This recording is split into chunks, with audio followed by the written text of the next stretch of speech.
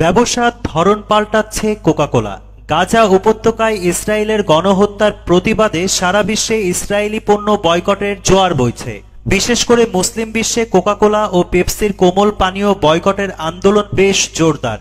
এমন পরিস্থিতিতে বোতলজাতকরণের ব্যবসা থেকে সরে ব্র্যান্ড ভ্যালু ও পণ্যের গুণগত মানের দিকে নজর দেওয়ার সিদ্ধান্ত গ্রহণ করেছে কোকাকোলা। ভারতীয় সংবাদ মাধ্যমে হিন্দুস্তান টাইমসের খবর অনুযায়ী কোকাকোলার বটলিং ইনভেস্টমেন্ট গ্রুপ বিআইজি নামে একটি সংস্থা বন্ধ করে দেয়া হচ্ছে।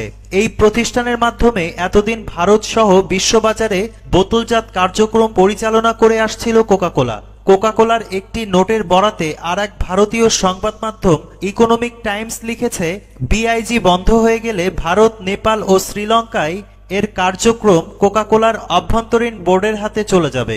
2006 সালে প্রতিষ্ঠিত হয় বিআইজি।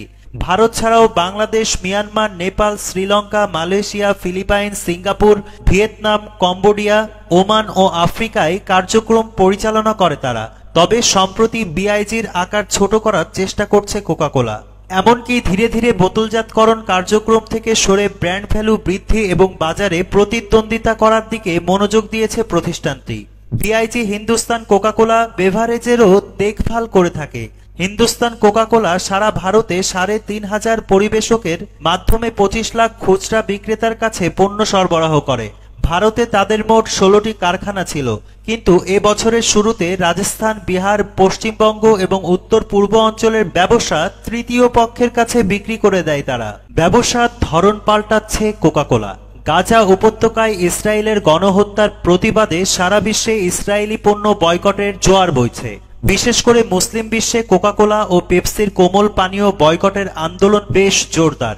এমন পরিস্থিতিতে বোতলজাতকরণের ব্যবসা থেকে সরে ব্র্যান্ড ভ্যালু ও পণ্যের গুণগত মানের দিকে নজর দেওয়ার সিদ্ধান্ত গ্রহণ করেছে কোকাকোলা। ভারতীয় সংবাদ মাধ্যমে হিন্দুস্তান টাইমসের খবর অনুযায়ী কোকাকোলার বটলিং ইনভেস্টমেন্ট গ্রুপ বিআইজি নামে একটি সংস্থা বন্ধ করে দেয়া হচ্ছে।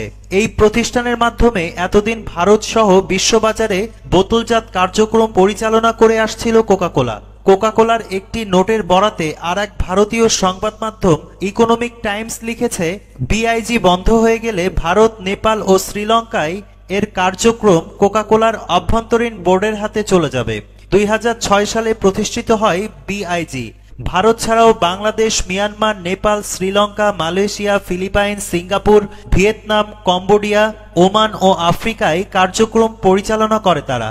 তবে সম্প্রতি বিআইজির আকার ছোট করার চেষ্টা করছে কোকাকোলা।